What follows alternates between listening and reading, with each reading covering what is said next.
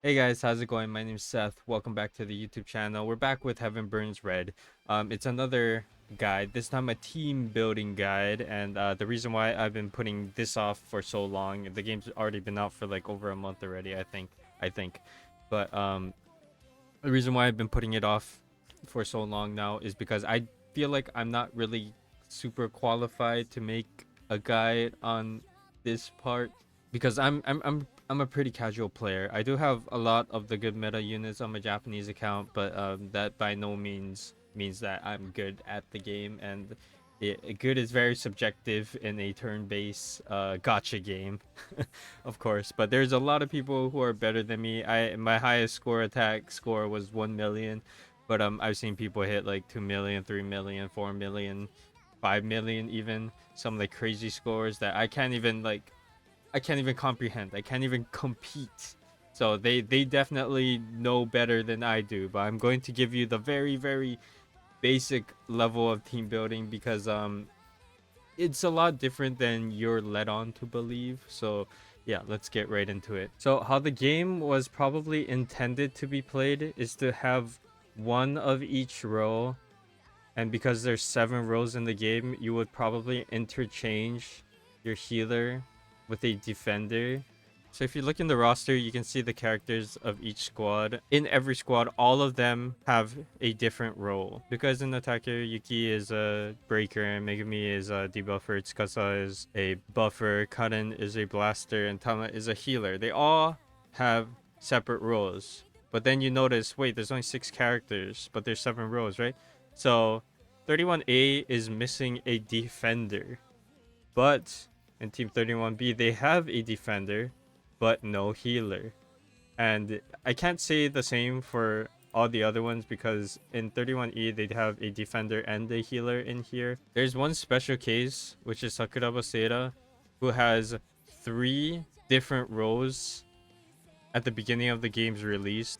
So this is probably to hint that, hey, a character isn't set to a specific role. They can have different roles. They can have different memorias with different roles. They're trying to say, yeah, you can look forward to that. And I just want to go into a very small detail that 31A doesn't have a defender because they are the frontline squad. I haven't really paid too much attention to the translation of the story. I don't know what they call them, but they are the front line. They lead the charge basically, and that's why they don't have anyone who's in the defender role, which is a neat detail. But let's get back into the team building section of the video. While this is not optimal, it's definitely the right way to play, quote unquote right way to play. This is probably how the game was intended to be played. You break the enemy first, you build up devastation rate with the blaster, and then you finish them off with the attacker. That's what their roles are, and that's probably how they wanted you to play the game. But the reality is you would only want 1 or 2 DPS characters. We call these 3 damage dealing DPS characters. So you would want 1 or 2 of these, and you want to overload your team with buffs and debuffs. You would want to take out one of these damage dealers. So anywhere between your attacker, breaker, or blaster, you want to take one of them out and put in another buffer. Most of the time, having 2 buffers would be optimal, and you would like to use 2 buffers that do not share the same characteristics of each other. What I mean by this is that buffs of the same type can be only stacked twice. For example, if you enhance your team with enhancement and you put another enhancement with Tojo, that is the maximum amount of enhancement you can get. So instead of having Tojo and Seika on the same team, you would like to have probably a different buffer that does something different. For example, Shiki's Sacred Cantata charges all allies with the power of Holy Light, and it enhances skills. So when you see the word charge, it is a different type of buff. So then now we have an enhancement character, an enhancement buffer, and a charge buffer on our team. Now that gives us 2 different buffs that we can stack onto our DPS.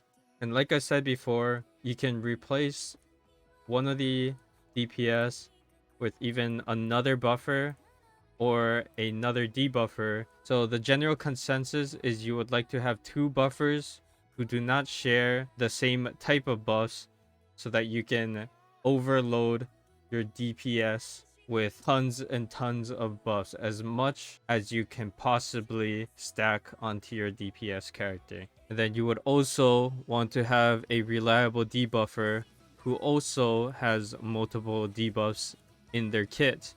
But if you do not have a character with multiple debuffs in their kit, maybe it would be better to use your flex slot for another debuffer. And almost 100% of the time, almost 100%, like 99.9% of the time, you would want a single healer. And generally, you would want a healer that can also buff your team. And again, try to look for a buff that doesn't stack with your buffer's buffs, because most of the time the buff the healer gives is not as good as your dedicated buffer skills, because they are made to heal and the bonus buff is just a bonus. On the banner right now, there is a Muua that gives tactical vision on everyone in the backline.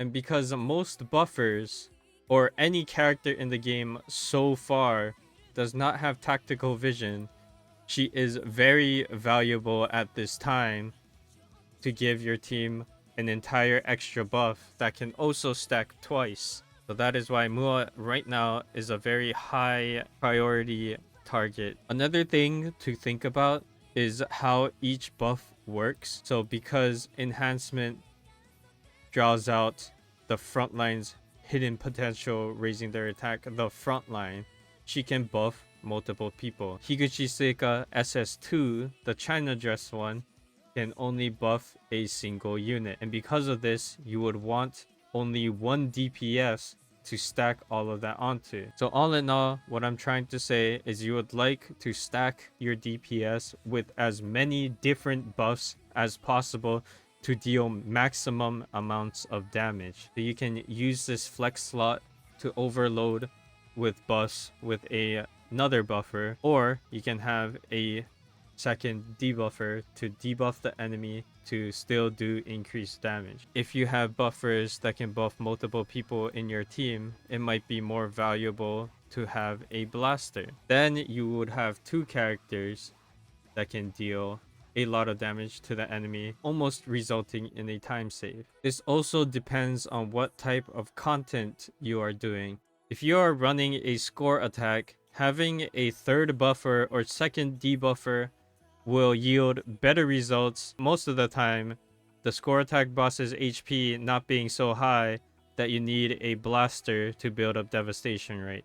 But you can still run a blaster and still get around the same result.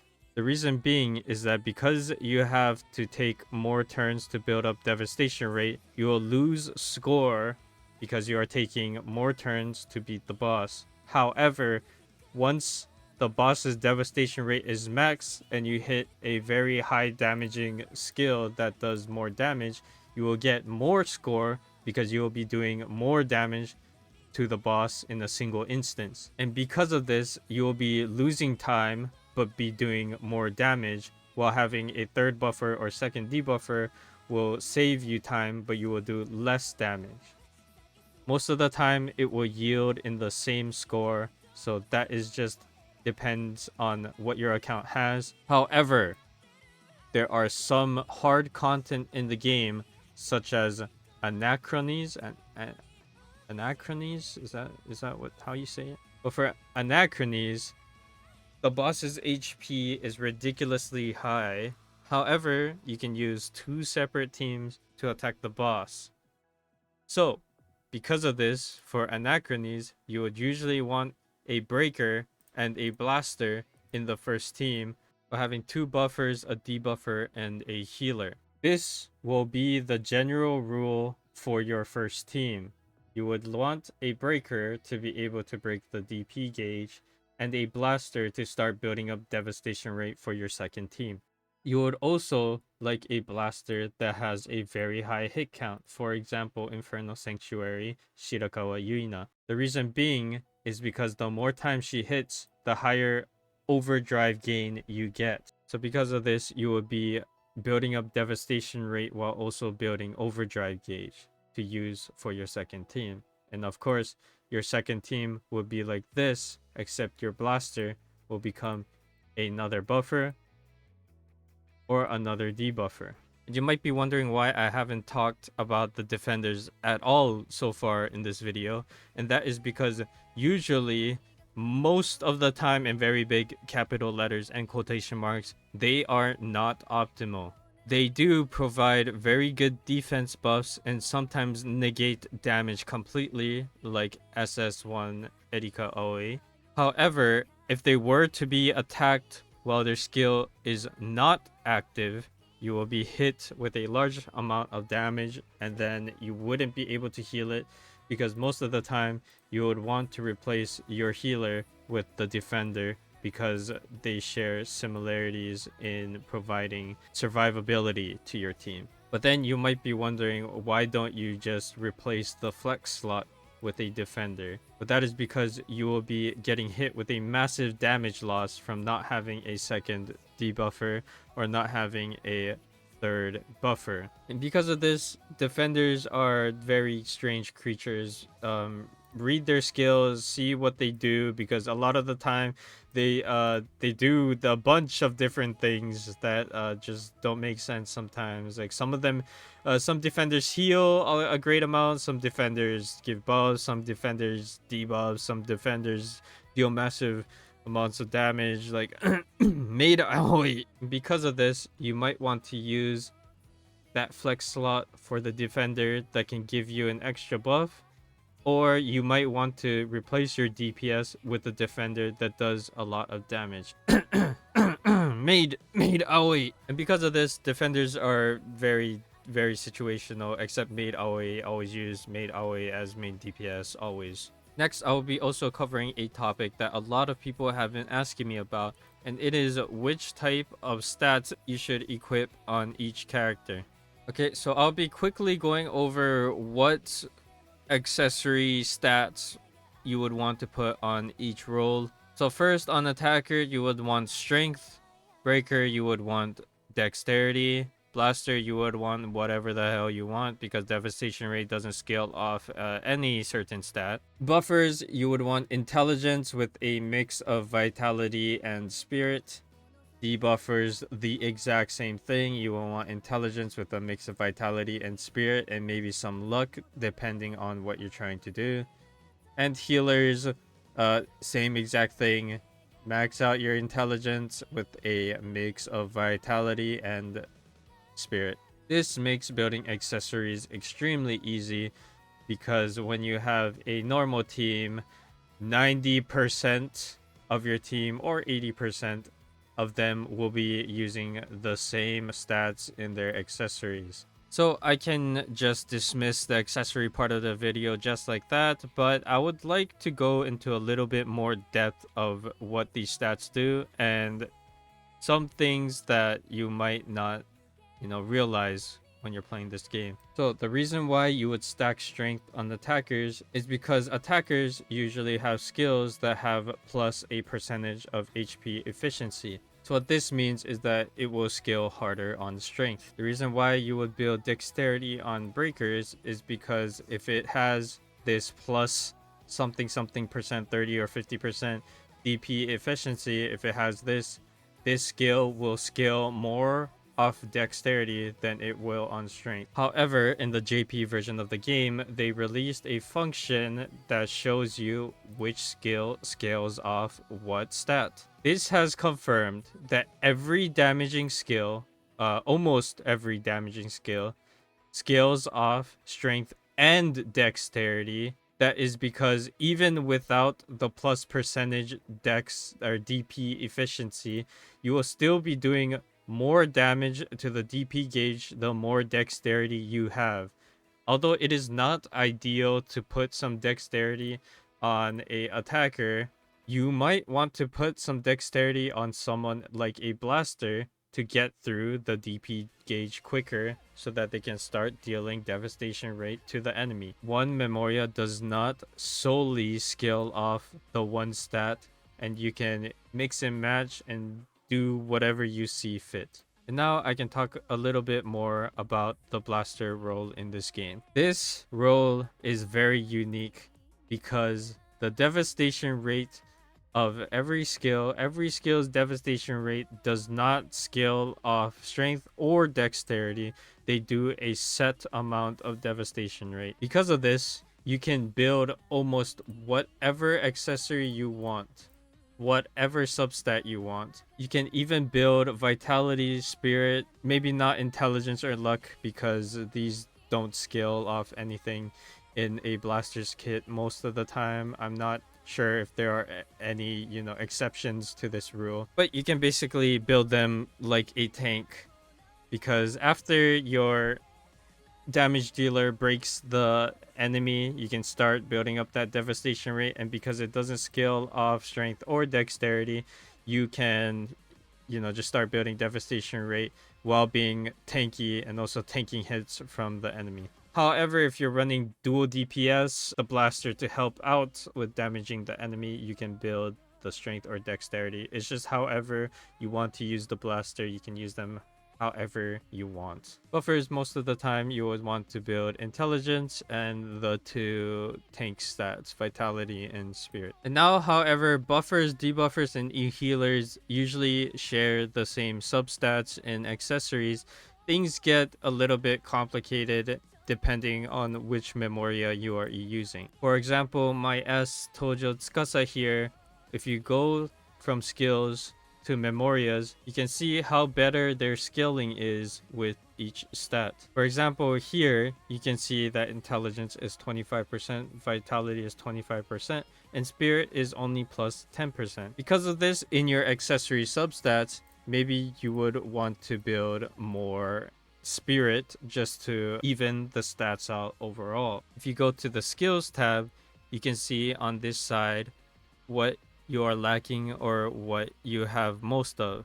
So if I look at my Tojo stats right now, she has a good amount of intelligence, she has 44 vitality, and she has only 41 spirit. So because of this is a very low level account, low level Memoria. So these numbers aren't too far apart from each other, but later on they can be hundreds apart from each other, which probably means you should invest more into a certain stat. And for how much you want of each stat, you would probably want the most in intelligence, because their skills scale off intelligence, and vitality and spirit are the extra that you want just to keep them alive and to make them a little bit more tanky while they're buffing up your team. Like I said before, in the JP version, there's a function that shows what skill scales off which stat or attribute. When you view each skill, it shows that there is a cap for the amount of buffing slash debuffing it can do. However, it does not tell you how much of that stat you need to max out the potential. So right now, I could not find any information that tells you how much stat you need to max out the potential of each skill. If anyone knows of the number, please let me know in the comments below. But as of right now, I'm pretty sure it is unknown how much stats you need to max out the potential of each skill, which means just build as much of that stat as you can on each character. And everything I just talked about can be said the exact same way for debuffers and healers. What you may have also noticed on this sidebar here is that there's also resistances and status effect resistances on the side over here. I do not know what these are after playing years of this game. I do not know what this is. In the JP version, they have completely gotten rid of, of this stat side thing. They completely got rid of this part and replaced it with the thing in the Memoria. They put the Memoria stats, these scalings, they put it over here. I'll probably show an image of that. But the resistances and status effect resistances are completely removed from the game. I'm pretty sure there's no accessories that provide any sort of resistance like that. If I'm wrong, please leave a comment because I have no idea what these are. I never even noticed these when I was playing the JP version up until now. Yeah, if someone knows what these are, please let me know if there was any point where this was useful. Okay, that's the end of my video. Hopefully you learned something new. I've been recording for a super long time now because I messed up my words and a lot of stuff. This took a lot of time to make. So yeah, thank you so much for watching, and I hope you got something out of it, hopefully. Yeah, I'll see you guys in the next time. Bye bye.